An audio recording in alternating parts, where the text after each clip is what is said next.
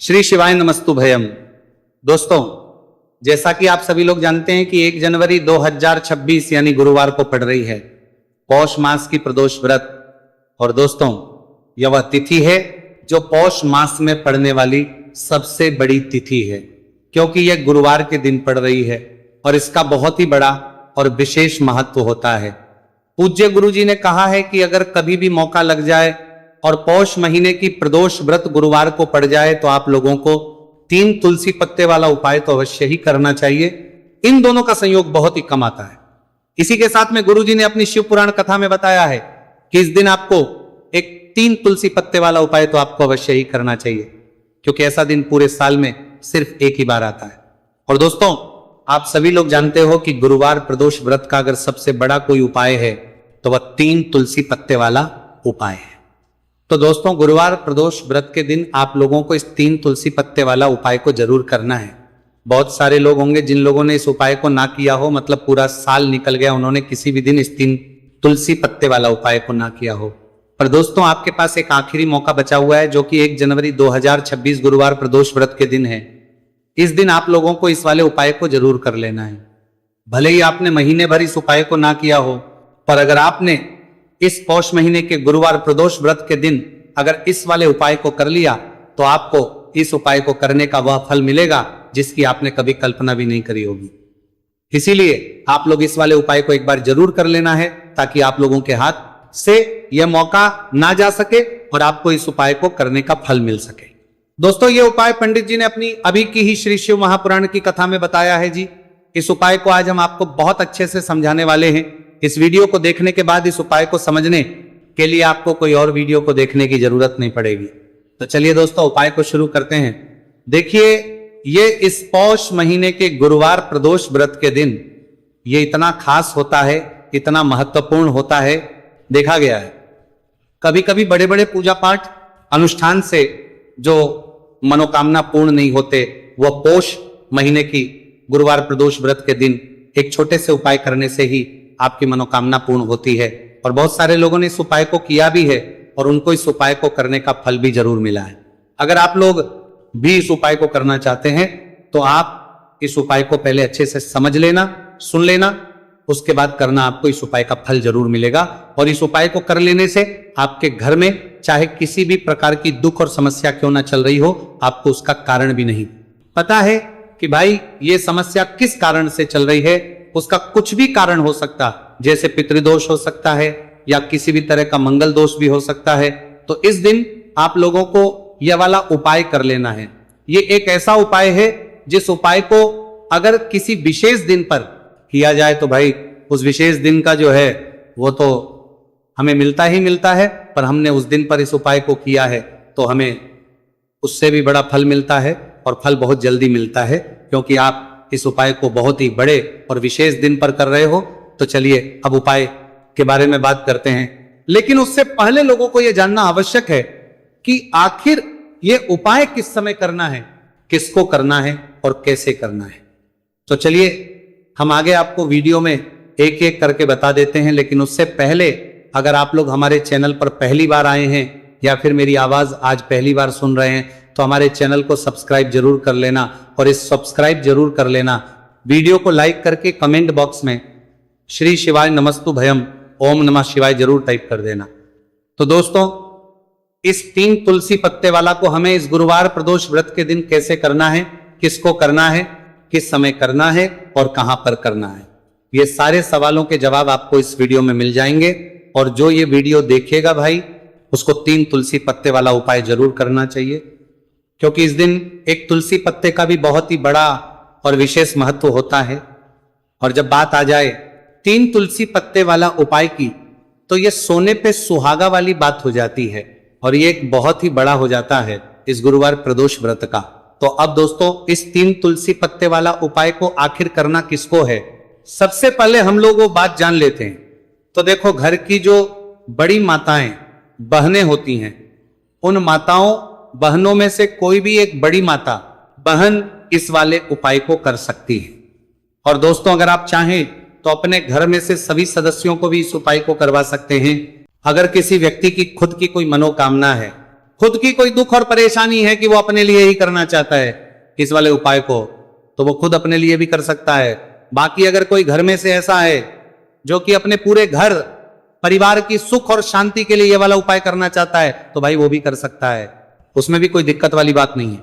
कहने का मतलब यह है कि इस उपाय को हर एक सदस्य भी कर सकता है और पूरे घर परिवार के सदस्य के लिए घर की बड़ी माताओं बहनों में से कोई एक माता बहन भी कर सकती है। माताएं बहन अगर घर में उपस्थित ना हो या वो ये वाला उपाय ना कर पा रही हो, तो फिर घर का कोई बड़ा सदस्य भी इस 3 तुलसी पत्ते वाला उपाय को कर सकता है, चाहे फिर वह पुरुष ही क्यों ना हो, उसमें कोई भी दिक्कत वाली बात नहीं है। उसके बाद में दोस्तों जो अगला प्रश्न निकल कर आता है वो ये आता है इस उपाय को लेकर कि आखिर इस उपाय को हमें किस समय करना है, सुबह के समय करना है कि शाम के समय करना है। तो इस वाले उपाय को आप लोग सुबह के समय भी कर सकते हो और शाम के समय प्रदोष काल में भी कर सकते हो।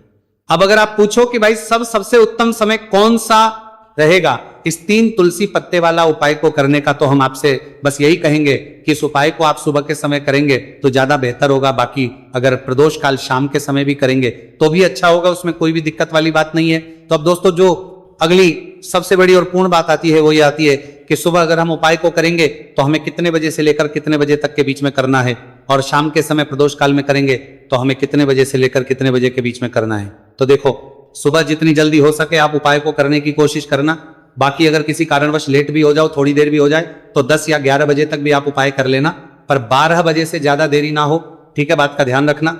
उसके बाद में दोस्तों अगर शाम के समय प्रदोष काल की बात करें, प्रदोष काल का जो समय है होता है वो शाम के 6 बजे से शुरू हो जाता है। मतलब शाम के 6 बजे से लेकर 7 बजे के बीच का जो समय होता है, यह समय प्रदोष काल का समय होता है। तो आप इस उपाय को 7 या 8 बजे के बीच में भी कर सकते हो। मतलब शाम के 6 बजे से रात 8 बजे के बीच में आप कभी भी इस वाले उपाय को कर सकते हो, उसमें कोई भी दिक्कत वाली बात नहीं है। तो चलिए दोस्तों जान लेते हैं सबसे पहले उपाय के बारे में, जो कि है तुलसी जी के पत्तों का बहुत ही चमत्कारिक उपाय। देखिए, हम सभी के घरों में माता तुलसी का पौधा अवश्य ही होता है। तो देखिए, हमें तुलसी जी के पौधे से सबसे पहले तो 3 पत्ते तोड़ने हैं।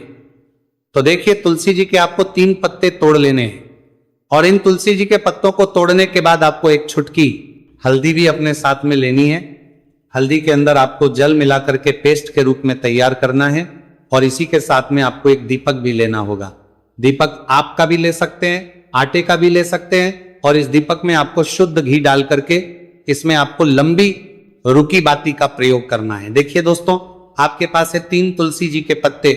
तो पहला जो तुलसी जी का पत्ता है उस पर आपको सबसे पहले तो जो आपने हल्दी ली है उसकी एक बिंदी लगानी है, और पहला जो तुलसी जी का पत्ता है आपके घर में भगवान विष्णु का चाहे कोई सा भी स्वरूप हो, चाहे लड्डू को गोपाल जी का स्वरूप हो, या फिर भगवान कृष्णा की आपके मंदिर में प्रतिमा हो, या फिर भगवान श्री राम की प्रतिमाएं, उनके सामने आपको पहला तुलसी जी का पत्ता अर्पित करना है। अब देखिए दोस्तों, आपके पास जो 2 तुलसी जी के पत्ते हैं और आपके पास जो एक दीपक है, इन्हें आपको लेकर के पहुंचना है अपने ही घर में तुलसी जी के पौधे के पास में।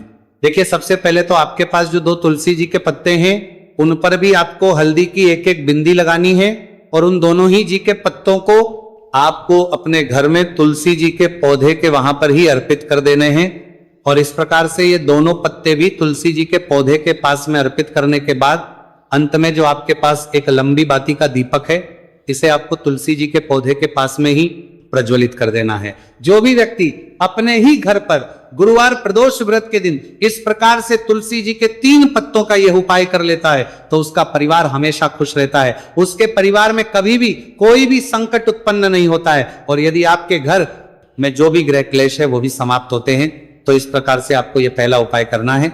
अब दोस्तों हम जान लेते हैं दूसरे उपाय के बारे में। देखिए, इस उपाय को करने के लिए भी आपको मात्र 1 लोटा शुद्ध जल लेना है तांबे के पात्र के अंदर, और इसी के साथ में आपको एक प्यारी सी और सुंदर सी बेलपत्र ले ली है। बेलपत्र है वह कहीं से भी खंडित नहीं होनी चाहिए, इस बात का ध्यान रखना है। बेलपत्र यदि आपको प्राप्त नहीं हो पाती है तो आप शिवलिंग पर चढ़ी हुई बेलपत्र को पुनः शुद्ध जल से धो करके उसका उपयोग कर सकते हैं। देखिए, इस उपाय को आप सुबह से लेकर के शाम तक किसी भी समय में कर सकते हैं। देखिए, मंदिर पहुंचने के बाद सबसे पहले तो आपके पास जो अपनी हथेली में रखना है और आपको कुंडकेश्वर महादेव से प्रार्थना है कि मेरे शरीर में या फिर मेरे परिवार के इस सदस्य के शरीर में कोई भी भारी रोग हो चुका है जिसमें उसे आराम नहीं मिल पा रहा है, डॉक्टरों को लगातार दिखा रहे हैं, दवाओं का लगातार सेवन कर रहे हैं, लेकिन बीमारी में आराम नहीं मिल पा रहा है। हे मेरे कुंडकेश्वर महादेव, मुझे अपनी बीमारी में आराम दिलाने की कृपा करें। इस प्रकार से आपको कामना करते हुए ये जो एक बेलपत्र है इसे आपको माता अशोक सुंदरी वाले स्थान पर अर्पित करनी है। देखिए, माता अशोक सुंदरी वाले स्थान पर जब भी आप ये बेलपत्र अर्पित करेंगे तो इसकी जो चिकनी साइड है वो शिवलिंग से स्पर्श रहेगी और इसको आपको इस प्रकार समर्पित करना है कि जो इसकी डंडी है वो शिवलिंग की तरफ रहेगी और इसका जो पट्टी वाला भाग है वो जलाधारी की ओर रहेगा। इस प्रकार से आपको यह एक बेलपत्री शिवलिंग पर अर्पित करनी है। इसके बाद आपके पास जो एक लोटा जल है उसे आपको सबसे पहले माता अशोक सुंदरी वाले स्थान पर अर्पित करना है। देखिए, आपको शिवलिंग के ऊपर जल अर्पित नहीं करना है, पूरा ही जल आपको धीरे धीरे जहां आपने बेलपत्र अर्पित की थी उसी के ऊपर आपको अर्पित करना है। जल को अर्पित करते समय लगातार आपको कुंडकेश्वर महादेव का स्मरण करते रहना है। देखिए, जैसे ये जल जलाधारी से होकर के बह करके आएगा तो इसे आपको थोड़ा सा किसी भी खाली पात्र में झेल लें और इस जल को आपको महादेव से यानी कि कुंकेश्वर महादेव से औषधि स्वर प्राप्त कर लेना है और इसे आपको अपने घर लेकर के आ जाना है। अब देखिए, इस जल का आपको आचमन करना है। या तो आप बीमार है तो आपको इस जल का आचमन करना है, या फिर घर का कोई भी सदस्य बीमार है तो उसे आपको कुंडकेश्वर महादेव का स्मरण करवाते हुए इस जल का आचमन करवा देना है। पूज्य गुरु जी ने बताया है कि जो भी व्यक्ति इस उपाय को 5 दिन 60 दिन इस प्रकार से कर लेता है तो उसकी जो बड़ी से बड़ी बीमारी है वो समाप्त होती है। देखिए, अब हम जान लेते हैं तीसरे उपाय के बारे में। देखिए, ये जो उपाय है विशेषकर उन लोगों को करना चाहिए जो बहुत ही अधिक बीमार पड़ते हैं, यानी कि आपके घर में जितनी भी कमाई होती है वह सभी बीमारी में खर्च हो जाते हैं, या फिर आपके घर में ऐसा कोई भी व्यक्ति है जो बहुत अधिक गुस्सा करता है जिससे बहुत ही अधिक क्लेश आता है, तो उसके लिए भी आप ये उपाय कर सकते हैं। तो देखिए, इस उपाय को करने के लिए आपको गिन करके गुड़ के 60 टुकड़े लेने हैं। गुड़ के आपको 7 टुकड़े लेने हैं। देखिए, आपके घर में जो व्यक्ति बहुत अधिक बीमार रहता है या फिर कोई व्यक्ति बहुत अधिक गुस्सा करता है तो आपको ये जो 7 गुड़ के टुकड़े हैं अपने सीधे हाथ में रखना है और उस व्यक्ति के ऊपर से आपको घड़ी की दिशा में 7 बार सर से लेकर के पेड़ तक उतार लेने हैं। यानी कि उस व्यक्ति के सर से लेकर के पेड़ तक आपको इन गुड़ के टुकड़ों को 7 बार घड़ी की दिशा में घुमा लेना है। अब देखिए, इन गुड़ के टुकड़ों को बार घुमाने के बाद आपको लेकर के सीधे पहुंचना है भगवान शिव के मंदिर में।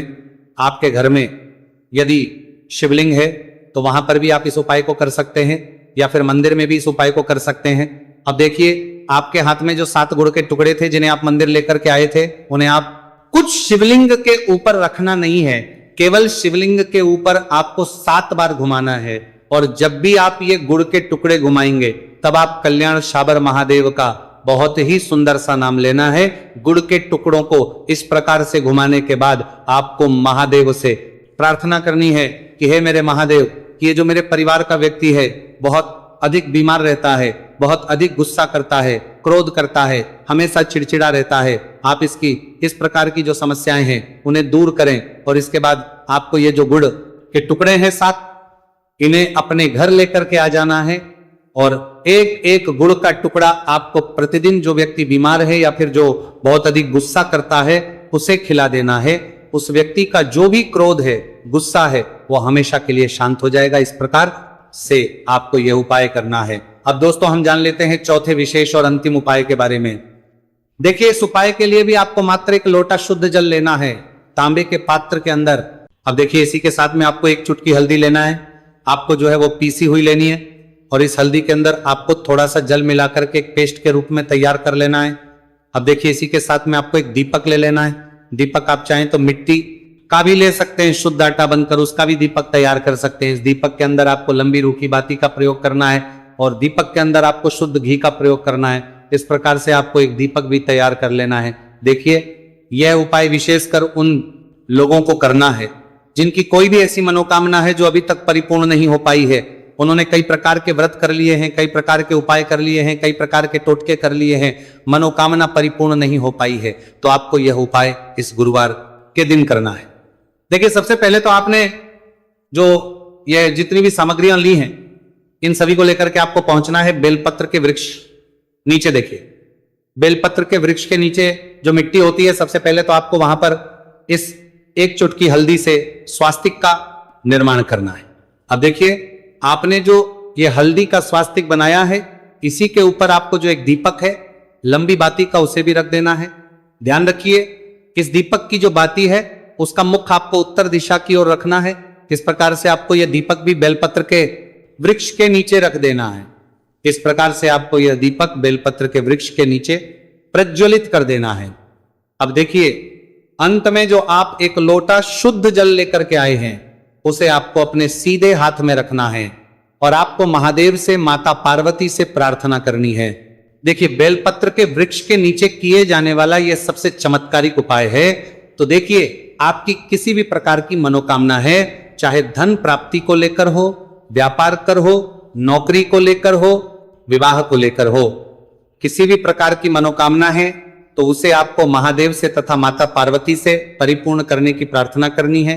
और यह जो जल है, इसे आपको अपने सीधे हाथ में लेना है और बेलपत्र के वृक्ष में आपको अर्पित कर देना है। ये जो जल है, इसे आपको 7 बार में ही बेलपत्र के वृक्ष में अपने सीधे हाथ की हथेली से अर्पित कर देना है। देखिए, गुरुजी ने बताया है कि जो भी व्यक्ति इस उपाय को इस प्रकार से गुरुवार प्रदोष व्रत के दिन या फिर आने वाली पूर्णिमा या फिर नवमी की तिथि पर कर लेता है, तो महादेव और माता रानी की कृपा से उसकी जो भी मनोकामना है वह निश्चित ही परिपूर्ण हो जाती है।